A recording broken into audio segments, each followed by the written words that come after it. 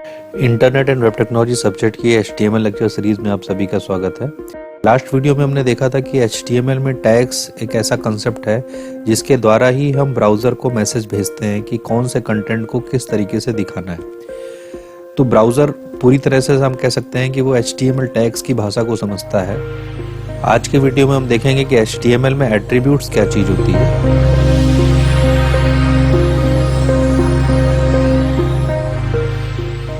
तो सबसे पहले समझते हैं कि एट्रीब्यूट की आवश्यकता HTML में क्यों पड़ी। जब भी हम किसी टैग को लिखते हैं तो टैग में हमारे पास कोई भी एलिमेंट हमने जो लिखा है उसमें ओपनिंग टैग है, क्लोजिंग टैग है और बीच में उसका एलिमेंट होता है। अब यहाँ पर हमें ये समझना है कि ये टैग हमने जैसा भी लिख दिया है वैसा वो ब्राउज़र पे रिप्रेजेंट हो जाएगा। लेकिन अगर हमें ब्राउज़र को कुछ इस एलिमेंट की कुछ एडिशनल प्रॉपर्टीज़ को बताना है तो हम कैसे बताएंगे। मतलब कि टैग का नाम लिख दिया हमने तो वो बता दिया कि ये टैग, जैसे कि हमने लिख दिया पैराग्राफ टैग। तो अगर हमने पैराग्राफ टैग लिख दिया है इसका मतलब है कि पैराग्राफ टैग के ओपनिंग और क्लोजिंग टैग के बीच में जो भी कंटेंट लिखा है वो एक पैराग्राफ है। लेकिन अगर हम इस पैराग्राफ के बारे में कुछ और बताना चाहते हैं ब्राउज़र को तो हम कैसे बताएंगे। पैराग्राफ बता देना काफी नहीं है ब्राउज़र को। कई बार हमें ऐसे आवश्यकता पड़ती है कि टैग का नाम बताने के बाद भी हमें टैग की कुछ प्रॉपर्टीज को बताना पड़ता है। तो इसके लिए हमारे पास एक नया फीचर है जिसको हम कह देते हैं HTML एट्रीब्यूट्स। HTML एट्रीब्यूट्स क्या होते हैं, जैसे ये टैग, यहाँ पे अगर टैग का नाम टैग है तो उसमें हम ओपनिंग टैग में HTML के उसमें एट्रीब्यूट लिख सकते हैं। मतलब जो कि उस टैग की कुछ प्रॉपर्टीज को बताता हो, उस टैग के कुछ बिहेवियर को कंट्रोल करता हो, या हम कह सकते हैं कि उस टैग के कुछ डिफॉल्ट बिहेवियर्स हैं उनको मॉडिफाई भी हम एट्रीब्यूट की सहायता से कर सकते हैं। तो आइए पहले समझते हैं कि HTML का एट्रीब्यूट हम लिखते कैसे हैं, उसका सिंटैक्स क्या है। तो सबसे पहली इंपॉर्टेंट चीज हमको ये समझनी है कि HTML के एट्रीब्यूट्स उस HTML के पेज में ऐसा नहीं कि हम कहीं भी लिख देंगे। वो हमेशा HTML के एट्रीब्यूट्स किसी न किसी HTML के टैग का पार्ट होगा, किसी HTML एलिमेंट से वो रिलेटेड होगा। फॉर एग्जाम्पल यहाँ पर अगर पैराग्राफ टैग है तो इसी पैराग्राफ टैग से रिलेटेड ही हम एट्रीब्यूट इसमें लिखेंगे और ये हमेशा टैग के ओपनिंग टैग वाले पार्ट में लिखा जाता है। लास्ट क्लास में हमने देखा था कि किसी भी एलिमेंट में ओपनिंग टैग हो सकता है, क्लोजिंग टैग हो सकता है। तो एट्रीब्यूट जो होता है वो हमेशा ओपनिंग टैग वाले पार्ट में लिखा जाता है। जैसे कि यहाँ पर हमारे पास टैग नाम का एक टैग है जिसमें ओपनिंग टैग में ही हमने एट्रीब्यूट को लिखा है, जिसको नेम इक्वल्स का साइन लगाया है, फिर डबल कोट्स में वैल्यू लिखा है। तो सबसे पहली बात ये हो गई कि ओपनिंग टैग में ही एट्रीब्यूट को लिखा जाएगा और वो हमेशा की वैल्यू पेयर में होता है। जैसे यहाँ पर पैराग्राफ टैग में अगर हमने टाइटल इक्वल का साइन और फिर डबल कोट्स में मेन पैराग्राफ लिखा है, मतलब ये एक एट्रीब्यूट है। ये एट्रीब्यूट जो title equals to main paragraph लिखा है ये HTML में कहीं पर भी नहीं लिखा जा सकता। ये हमेशा किसी टैग के किसी एलिमेंट के अंदर ही लिखा जाएगा और ओपनिंग टैग में लिखा जाएगा, क्लोजिंग टैग में नहीं लिखा जाएगा। सबसे पहला रूल ये हो गया। इसके बाद सेकंड रूल इंपॉर्टेंट क्या है, ये हमेशा की वैल्यू पेयर में होगा, मतलब कि उसमें नेम होगा और एक वैल्यू होगी। जैसे फॉर एग्जांपल यहाँ पर एट्रीब्यूट टाइटल एक नाम है इसका, इस जो एट्रीब्यूट का नाम क्या है, एट्रीब्यूट का जो की है वो टाइटल है और इस टाइटल की वैल्यू क्या है, इस टाइटल की वैल्यू है मेन पैराग्राफ। तो दूसरी चीज ये हो गई कि हमारा एट्रीब्यूट हमेशा की वैल्यू पेयर में होगा, जिसमें की में हमेशा एट्रीब्यूट का नाम होगा और वैल्यू में हमेशा एट्रीब्यूट की वैल्यू होगी। ये जो नेम वैल्यू है ये बता रहा है इस पैराग्राफ की कुछ एडिशनल प्रॉपर्टी को। फॉर एग्जाम्पल यहाँ पर हमने लिखा है कि पैराग्राफ का टाइटल क्या है और पैराग्राफ के टाइटल की वैल्यू क्या है। तो हम यहाँ पे कहेंगे कि this is a paragraph in English, जो ये कंटेंट लिखा हुआ है इसका टाइटल मेन पैराग्राफ है, this is a main paragraph. तो पी टैग के द्वारा हमने इस पूरे पैराग्राफ को बताया कि दिस इज अ पैराग्राफ, लेकिन ये एक HTML पेज में मल्टीपल पैराग्राफ्स हो सकते हैं। तो हम बताना चाहते हैं कि ये इसका मेन पैराग्राफ है, मतलब उस पैराग्राफ की कुछ एडिशनल प्रॉपर्टी को हम बताना चाहते हैं, इसीलिए हमने एट्रीब्यूट का इस्तेमाल किया है। तो HTML में टैग के द्वारा हम कंटेंट को तो आइडेंटिफाई कर रहे हैं, लेकिन उस कंटेंट की कुछ एडिशनल प्रॉपर्टी अगर हमें बतानी है तब हम उस टैग में ओपनिंग वाले पार्ट में हम जाकर के एट्रीब्यूट डिफाइन करते हैं। तो एट्रीब्यूट हर टैग का अपना अपना होगा, वो हम पढ़ेंगे। तो इसमें जो की वैल्यू पेयर है, इसमें अंतर कहाँ पे आ जाता है कि की वाले पार्ट में हम देखेंगे तो वहां पर एक नाम लिखा होगा एट्रीब्यूट का, फिर इक्वल का साइन होगा, और इक्वल के साइन होने के बाद यहां पर हमारे पास वैल्यू होगी जो कि डबल कोट्स में लिखी गई है। ये हमेशा डबल कोट्स में नहीं लिखना जरूरी है, वो भी देखते हैं कि सिंगल कोट्स में भी लिख सकते हैं या विदाउट कोट्स भी लिख सकते हैं। अब इसको प्रैक्टिकली देख लेते हैं कि इसका सिंटेक्स कैसे काम करता है। फॉर एग्जाम्पल, अगर ये हमारा HTML डॉक्यूमेंट है जिसमें हमने पहली क्लास में देखा हुआ था, अब इसमें पूरा डॉक्यूमेंट हमें समझने की जरूरत नहीं है, हमें फोकस खाली यहाँ पे करना है कि जैसे ये एक हेडिंग एलिमेंट है, इस हेडिंग एलिमेंट में ओपनिंग टैग के अंदर हमने एक एट्रीब्यूट लिखा है टाइटल इक्वल्स टू हेडिंग, और इस इमेज एट्रीब्यूट में हमने एक हेडिंग यहाँ पर एक एट्रीब्यूट ऐड किया है title is equals to 8 YouTube channel. अब इस हेडिंग टैग के बारे में हम अगर कुछ एडिशनल प्रॉपर्टी बताना चाहते हैं तो उसमें हमने एक प्रॉपर्टी बताई है टाइटल इक्वल, और उसकी वैल्यू लिखी है हेडिंग। तो ये की वैल्यू पेयर में है, इसमें हम यहां पर भी स्पेस लगा सकते हैं, यहाँ पे कितना भी स्पेस लगाना चाहे लगा सकते हैं, कोई फर्क नहीं पड़ता, लेकिन टैग के नाम और एट्रीब्यूट के बीच में एक स्पेस होना जरूरी है। ऐसा नहीं होगा कि ये H1 और टाइटल एक साथ लिखा रहेगा, क्योंकि अगर हम ऐसा लिख देते हैं तो वो रेंडरिंग इंजन समझेगा कि टैग का नाम है H1 टाइटल, लेकिन H1 टाइटल कोई टैग होता नहीं है। तो उस केस में हमें यहाँ पे स्पेस लगाना जरूरी है, ये बताने के लिए कि H1 is a tag and title is the name of the attribute.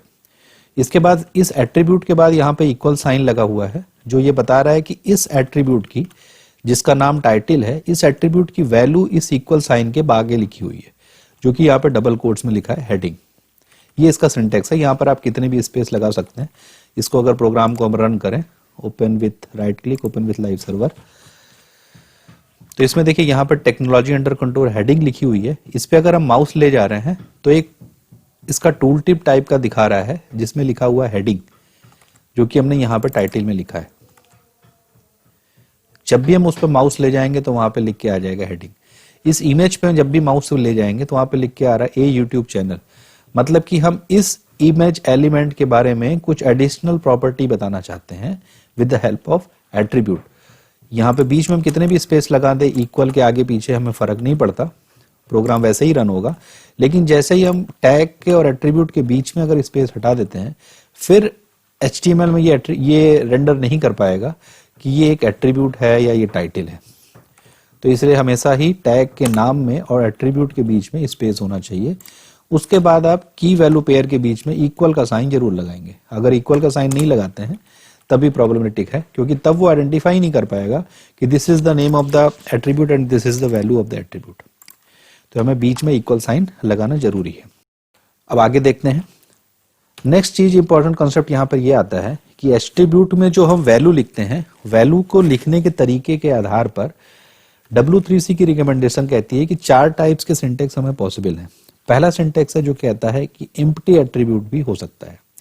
Empty attribute का मतलब क्या है कि कभी भी हमने ऐसा कह दिया कि टैग में हमने एट्रीब्यूट का नाम तो लिखा लेकिन उसकी वैल्यू नहीं लिखी, ये भी पॉसिबल है। तो कुछ ऐसे प्री डिफाइंड एट्रीब्यूट्स हैं जिनका हम वैल्यू नहीं देते हैं, केवल उनका नाम लिख देते हैं। वो नाम अपने आप में सफिशिएंट है टैग को बताने के लिए कि उन्हें करना क्या है, HTML रेंडरिंग इंजन को बताने के लिए कि उन्हें करना क्या है। इसलिए ऐसा पॉसिबल है कि कुछ ऐसे एट्रीब्यूट्स हों जिनमें की लिखी हो लेकिन वैल्यू ना लिखा हो, तो वो कहलाते हैं एम्प्टी एट्रीब्यूट सिंटेक्स। जैसे कि फॉर एग्जांपल यहाँ पर हमने लिखा है कि इनपुट टैग में एक एट्रीब्यूट है डिसेबल्ड। वो ये हम आगे पढ़ेंगे कि इनपुट टैग क्या होते हैं, डिसेबल्ड एट्रीब्यूट का क्या मतलब है। अभी के लिए आपको फोकस खाली इतना करना है कि एट्रीब्यूट में एक सिंटेक्स ये भी है जिसमें कि हम उसका खाली नाम दे देंगे टैग के बाद स्पेस लगा करके, उतना सफिशिएंट है। दूसरा सिंटेक्स क्या कहता है कि एट्रीब्यूट की जो वैल्यू है उसमें हम डबल कोट्स लगाएं या ना लगाएं, विदाउट डबल कोट्स भी वो चलेगा। फॉर एग्जांपल यहां पर अगर हमने हेडिंग लिखा है, अगर हम इसमें डबल कोट्स ना लगाएं, सिंपल हमने टाइटल इक्वल्स टू हेडिंग लिख दिया, तब भी रेंडरिंग इंजन ये समझ जाएगा कि ये एट्रीब्यूट का की है और इक्वल साइन के राइट साइड में ये एट्रीब्यूट की वैल्यू है। इसको अगर हम प्रोग्राम को रन करते हैं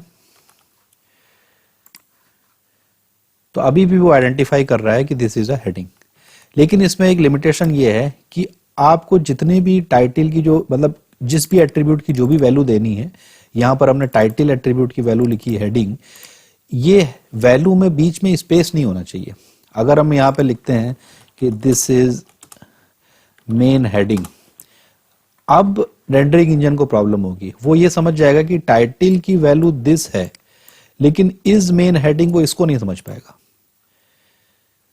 तो जो सेकंड सिंटेक्स रूल कहता है कि हम एट्रीब्यूट की वैल्यू में डबल कोट्स या सिंगल कोट्स ना लगाएं, वो तभी पॉसिबल है जब आप बीच में कोई स्पेस नहीं लगा रहे हैं वैल्यू में।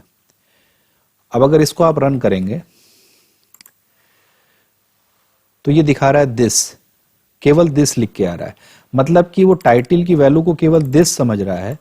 इज मेन हेडिंग, इसको वो वैल्यू नहीं समझ पा रहा है टाइटल की, इसको वो तीन अलग अलग एट्रीब्यूट समझ के मान के चल रहा है, जो कि एम्प्टी एट्रीब्यूट हमने भी देखे, ये उस टाइप के एट्रीब्यूट समझ ले रहा है। तो इसीलिए हमें अगर इसकी वैल्यू को बताना है पूरा with space, then we need to use the double quotes या फिर सिंगल कोट्स।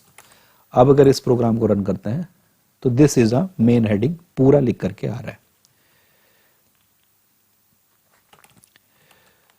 तो ये सेकंड रूल था जिसमें हम कहते हैं कि एट्रीब्यूट की वैल्यू हम विदाउट कोट्स भी लिख सकते हैं, लेकिन उसमें लिमिटेशन क्या है कि अगर हम विदाउट कोट्स लिख रहे हैं तो वैल्यू के बीच में कहीं पर भी स्पेस नहीं होनी चाहिए। थर्ड रूल क्या कहता है कि हम एट्रीब्यूट की वैल्यू सिंगल कोट्स में भी लिख सकते हैं, पॉसिबल है। अगर हम यहां पे इसको सिंगल कोट्स में लिखते हैं this is main heading, then also it will work, this is main heading. या फिर अगर हम इसको डबल कोट्स में लिखते हैं तो भी ये रन करेगा। तो दोनों ये सिंटेक्स है, सिंगल कोट्स में भी लिख सकते हैं, डबल कोट्स में भी लिख सकते हैं, दोनों तरीके अपने आप में वैलिड है। तो वैल्यू हम डबल कोट्स में लिख सकते हैं, सिंगल कोट्स में लिख सकते हैं, विदाउट कोट्स भी लिख सकते हैं, लेकिन विदाउट कोट्स में space should not be there in the value.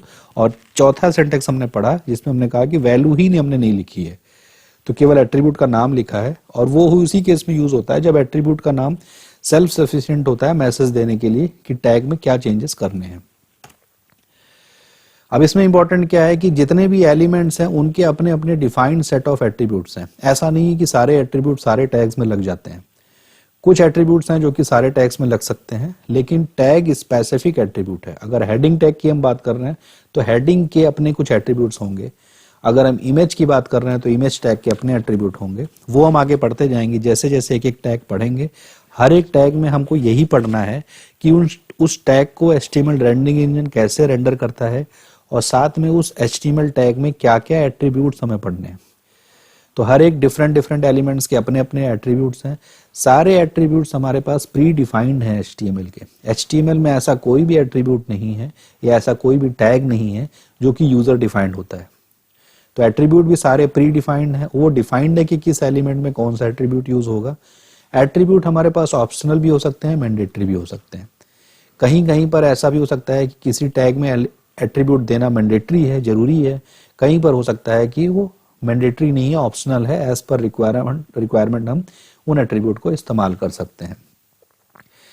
एक टैग के अंदर मोर देन वन एट्रीब्यूट को भी लिखा जा सकता है। जैसे यहाँ पे लास्ट में एग्जांपल में दिख रहा है आपको कि टैग में हमने एट्रीब्यूट 1 लिखा, उसकी वैल्यू लिखी, फिर स्पेस लगा करके एट्रीब्यूट 2 लिखा, फिर उसकी वैल्यू लिखी। तो एक टैग में मल्टीपल एट्रीब्यूट्स भी पॉसिबल हैं, और ऐसा जनरली लिखा भी जाता है।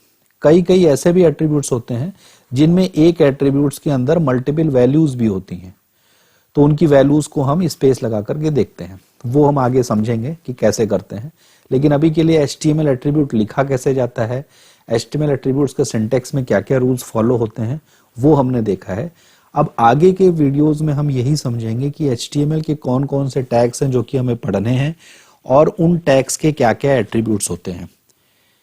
जो HTML का रेंडरिंग इंजन है वो प्री डिफाइंड एट्रीब्यूट्स और टैग्स को पहचानता है। तो इस मॉड्यूल में हमें उन्हीं प्री डिफाइंड एट्रीब्यूट्स और टैग्स को पढ़ना है कि वो कैसे लिखे जाते हैं, उनका बिहेवियर क्या है, और उनमें क्या क्या चेंजेस किए जा सकते हैं। तो आज के लिए इतना ही। हमने एट्रीब्यूट समझ लिया है, एट्रीब्यूट्स कैसे लिखते हैं ये देखेंगे। नेक्स्ट क्लास में हम HTML के डिफरेंट टैग्स और उनके एट्रीब्यूट्स पढ़ना शुरू कर देंगे। अभी तक की क्लास में अगर आपको कहीं डाउट लगता है तो आप क्वेश्चन पूछ सकते हैं कमेंट करके, ईमेल करके।